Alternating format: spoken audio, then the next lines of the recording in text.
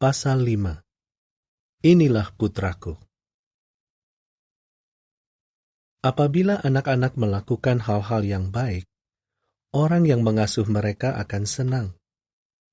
Apabila seorang anak perempuan melakukan sesuatu dengan baik, ayahnya dengan bangga memberitahu orang lain, "Ini putri saya." Atau, jika seorang anak laki-laki melakukan hal-hal yang baik, ayahnya dengan perasaan senang mengatakan, "Ini putra saya." Yesus selalu melakukan apa yang menyenangkan Bapaknya. Oleh karena itu, Bapaknya bangga kepadanya. Ingatkah kamu apa yang Bapaknya lakukan pada suatu hari ketika Yesus sedang bersama 3 orang pengikutnya? Ya, Allah berbicara langsung dari surga untuk memberitahu mereka, "Inilah putraku yang kukasihi, kepadanyalah aku berkenan." Matius 17 ayat 5. Yesus selalu senang melakukan hal-hal yang disukai Bapaknya. Tahukah kamu alasannya? Karena ia benar-benar mengasihi Bapaknya. Jika seseorang melakukan sesuatu hanya karena ia harus melakukannya, tugas itu akan tampak sulit. Tetapi, apabila ia rela melakukan tugas itu menjadi lebih mudah.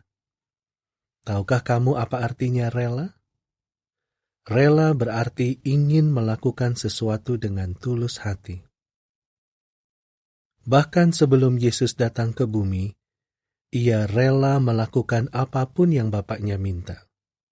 Ia melakukannya karena ia mengasihi Bapaknya, Allah Yehuwa. Yesus mempunyai tempat yang indah di surga bersama Bapaknya. Namun, Allah memberikan pekerjaan istimewa kepada Yesus. Untuk melakukan pekerjaan itu, Yesus harus meninggalkan surga. Ia harus dilahirkan sebagai bayi di bumi. Yesus rela melakukan hal itu karena Yehuwa menginginkan agar ia melakukannya. Agar dapat dilahirkan sebagai bayi di bumi, Yesus harus mempunyai seorang ibu. Tahukah kamu siapa ibunya? Namanya Maria. Yehuwa mengutus malaikatnya, Gabriel dari surga, untuk berbicara kepada Maria. Gabriel memberitahu Maria bahwa ia akan melahirkan bayi laki-laki. Bayi itu akan dinamai Yesus. Dan siapakah bapak bayi itu? Malaikat tersebut mengatakan bahwa bapak bayi itu adalah Allah Yehuwa. Itu sebabnya Yesus akan disebut Putra Allah. Menurut kamu, bagaimana perasaan Maria mengenai hal itu? Apakah ia mengatakan, "Saya tidak mau menjadi ibu Yesus"? Tidak. Maria bersedia melakukan apa yang Allah inginkan. Akan tetapi, bagaimana putra Allah di surga bisa dilahirkan sebagai bayi di bumi? Bagaimana kelahiran Yesus berbeda dari kelahiran semua bayi lainnya? Tahukah kamu? Begini, Allah membuat orang tua kita yang pertama, Adam dan Hawa, agar mereka bisa bersatu dengan cara yang menakjubkan. Setelah itu, seorang bayi bisa mulai bertumbuh dalam rahim ibunya. Orang mengatakan bahwa hal itu adalah mukjizat. Saya yakin kamu setuju. Sekarang, Allah melakukan sesuatu, yaitu suatu mukjizat yang jauh lebih hebat. Ia mengambil kehidupan putranya dari surga dan menaruhnya dalam rahim Maria. Allah belum pernah melakukan hal itu, dan ia tidak pernah melakukannya lagi. Sebagai hasil mukjizat ini, Yesus mulai bertumbuh dalam rahim Maria seperti bayi-bayi lainnya bertumbuh dalam rahim ibu mereka. Setelah itu, Maria menikah dengan Yusuf. Ketika tiba waktunya bagi Yesus untuk dilahirkan, Maria dan Yusuf mengunjungi kota Betlehem. Tetapi kota itu sudah penuh dengan orang. Tidak ada satu kamar pun bagi Maria dan Yusuf, sehingga mereka terpaksa menginap di sebuah kandang binatang. Di kandang itulah Maria melahirkan, dan Yesus ditaruh di sebuah palungan, seperti yang dapat kamu lihat pada gambar. Palungan adalah tempat menaruh makanan sapi dan binatang-binatang lainnya. Hal-hal yang menakjubkan terjadi pada malam Yesus dilahirkan. Di dekat Bethlehem, seorang malaikat menampakkan diri kepada beberapa gembala. Ia berkata kepada mereka bahwa Yesus adalah orang penting. Malaikat itu berkata, "Lihat, aku memberitahu kamu kabar baik yang akan membuat orang-orang berbahagia. Hari ini telah lahir seseorang yang akan menyelamatkan orang-orang." Malaikat itu memberitahu para gembala bahwa mereka dapat menemukan Yesus di Bethlehem, terbaring dalam sebuah palungan. Lalu, tiba-tiba malaikat-malaikat lain di surga bergabung dengan malaikat pertama itu dalam memuji Allah.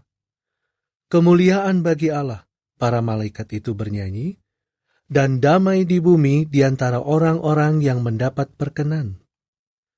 Lukas 2 ayat 12-14.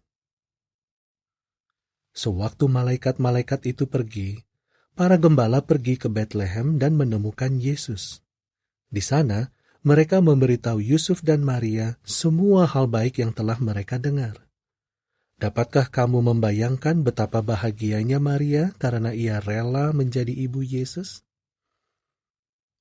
Belakangan, Yusuf dan Maria membawa Yesus ke kota Nazaret. Di sanalah Yesus dibesarkan. Setelah ia dewasa, ia memulai pekerjaan pengajarannya yang hebat.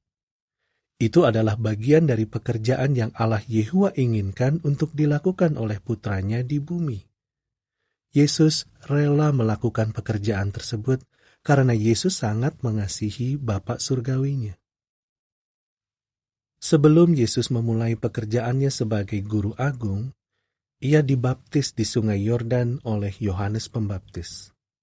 Kemudian, sesuatu yang menakjubkan terjadi.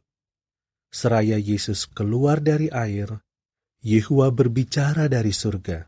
Katanya, "Inilah putraku yang kukasihi, kepadanyalah aku berkenan."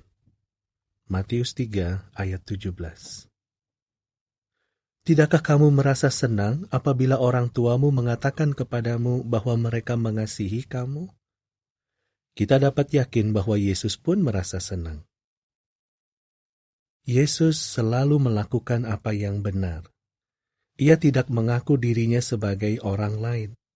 Ia tidak mengatakan kepada orang-orang bahwa ia adalah Allah. Malaikat Gabriel telah memberitahu Maria bahwa Yesus akan disebut Putra Allah. Yesus sendiri mengatakan bahwa ia adalah Putra Allah. Dan ia tidak mengatakan kepada orang-orang bahwa ia lebih pintar daripada Bapaknya. Ia berkata, "Bapa lebih besar daripada aku." Yohanes 14 ayat 28. Bahkan di surga, sewaktu Bapaknya memberi dia pekerjaan, Yesus mengerjakannya. Ia tidak mengatakan bahwa ia akan mengerjakannya, tetapi kemudian melakukan hal lain. Ia mengasihi Bapaknya. Jadi, ia mendengarkan apa yang dikatakan Bapaknya.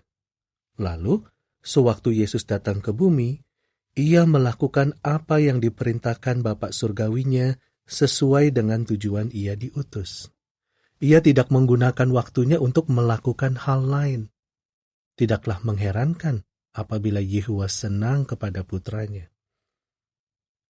Kita juga ingin menyenangkan Yehova, bukan? Jadi, kita harus memperlihatkan bahwa kita sungguh-sungguh mendengarkan Allah seperti yang Yesus lakukan. Allah berbicara kepada kita melalui Alkitab. Tidaklah baik untuk berpura-pura mendengarkan Allah, tetapi mempercayai dan melakukan hal-hal yang bertentangan dengan Alkitab, bukan? Dan ingatlah, kita akan senang membuat Yehova bahagia jika kita benar-benar mengasihinya. Sekarang, bacalah ayat-ayat Alkitab lainnya ini yang memperlihatkan apa yang perlu kita ketahui dan percayai tentang Yesus. Matius 7 ayat 21-23, Yohanes 4 ayat 25 dan 26, dan 1 Timotius 2 ayat 5 dan 6. Sekarang, mari kita lihat gambar-gambar di pasal ini dan jawablah pertanyaan-pertanyaannya. Apa yang malaikat Gabriel katakan kepada Maria?